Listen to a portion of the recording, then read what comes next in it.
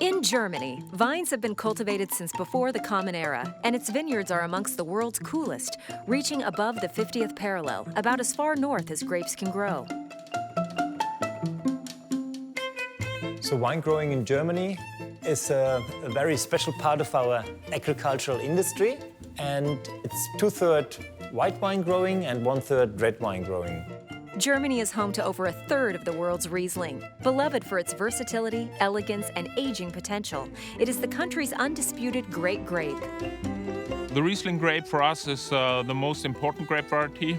Riesling has so many faces, so many different variation that you can do almost everything with it. You can have the Riesling very early after bottling and can go with, you can age yourself with the wine up to 30, 40, 50, 60 years.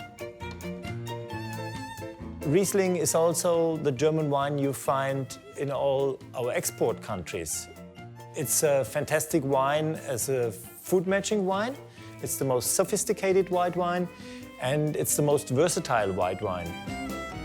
Outside Germany, consumers envision Riesling as a sweet wine. In reality, it can be made sparkling, off-dry, or lusciously sweet. But in fact, the majority of Riesling consumed in the domestic market is essentially dry. This diversity of style extends to the entire range of quality, from featherweight acidic blanc to the world's greatest white wines. We have dry, very dry styled wines. We have half off-dry wines, and we have the sweet wines. And for each kind of taste, you can choose food. German culture has never erred towards simplicity, and their wine labels are no exception. The grape variety is typically noted on the label, but beyond that, things get cryptic to the consumer. There are 13 defined quality wine regions that can be listed on the label. In addition, the village of origin and single vineyard, or Einzellage, are often designated. Unfortunately for consumers, the most misleading exception in all of wine law allows producers to use the name of a grosse Lagen, a large expanse of mediocre quality vineyards, in the same fashion as a single vineyard, with no easy way for consumers to discern the difference other than inferring it from the price. The fundamental tenet of German wine law is ripeness at harvest as measured by the specific gravity of the unfermented juice. Being a highly marginal climate, the origin of this approach makes some sense. The top-tier quality wines display a stated Prädikat, from Kabinett to Trockenbeeren Auslese, assuring a minimum ripeness of the must. So sugar level in the grapes is given by weather and by nature. Sugar level in the wines is a decision made by the winemaker. Riesling sometimes is very thankful for having some residual sugar in the wine because the residual sugar, the sweetness in the wine, balances the fresh and crisp acidity of Riesling. But this is all about the winemaker's decision. And we try to label our wines and indicate this to our customers. In addition to the label regulations defined by the country as a whole, many of Germany's premier estates are members of the VDP, a producer organization dedicated to quality wine. The eagle on the bottle means that the VDP, that's a special group of top estates in Germany. VDP, the Verband der Prädikatsweingüter. This is the Fine Wine Makers Association of Germany. It's a membership association of 200 winemakers all over the 13 wine growing areas of Germany. So you find good wines from vintners which are not in VDP, but to really select the crown of German wine growing and winemaking, that's VDP. The VDP defines their own rules and labeling terms, with a hierarchy of quality that applies to both dry and sweet wines. Frustratingly, VDP terminology has been in a state of flux for years. But recently, the organization has established a quality pyramid that would be easily interpreted by drinkers of Burgundy. Es beginnt in der Basis mit den Gutsweinen, die sehr typisch sind für das Weingut, also deswegen Gutswein. Second step is the Ortswein, where you get the growing dimension, get a bit more concrete. You have wines coming from a certain village, like Deidesheim, like Forst, like Rupertsberg. Third layer is the Erste Lage, which is describing very good vineyard sites, which show already a character on their own. It's not an ordinary field, it's a vineyard with a character. Und die absolute Spitze, sind dann die großen Lagen, die Grand Cru praktisch in der VDP-Klassifikation. Es sind die Weine, die eigentlich wie die Leuchttürme jetzt dann das Image wieder der deutschen Weine. VDP members are only allowed to use predicats such as Auslese on sweet wines. Their dry wines in the highest category are technically only Qualitätswein under German wine law. Each of Germany's 13 quality wine-growing regions, or Anbaugebiete, have distinct growing conditions and geography. But to understand German wines, it makes sense to start with the Mosel, the Rheingau, and the Pfalz. Mosel, most of the wines are fruity and with residual sugar. In Rheingau, it's kind of off-dry, and in Pfalz, it's mainly dry. The valleys of the Mosel River and its tributaries comprise Germany's most picturesque and iconic wine region. The Mosel is the most picturesque part of Germany because it's very steep slopes, and it's very hard work the winemakers do to cultivate these very steep vineyards.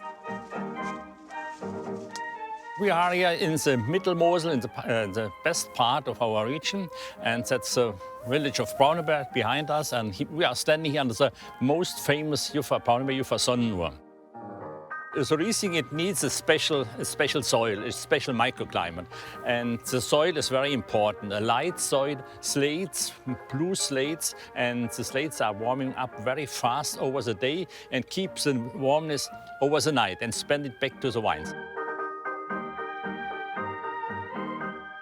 Between the cities of Mainz-Wiesbaden, the north-flowing Rhine River takes a 30-kilometer westward turn. The south-facing vineyards along this stretch have been growing Riesling since the 1400s. Here in the Rheingau, the first appearance of Spätlese is credited to Schloss Johannesburg in 1775. Today, the Rheingau continues to make long-lived sweet wines, but top vineyards here are even more renowned for dry wines. The Rheingau is the smallest of the three regions with a little bit more than 3,000 hectares, but it's the area with the highest percentage of Riesling growing. And then we have a little bit of Pinot Blanc. And then we go into the red wine. We have some Spätburgunder Pinot Noir. And that's about it.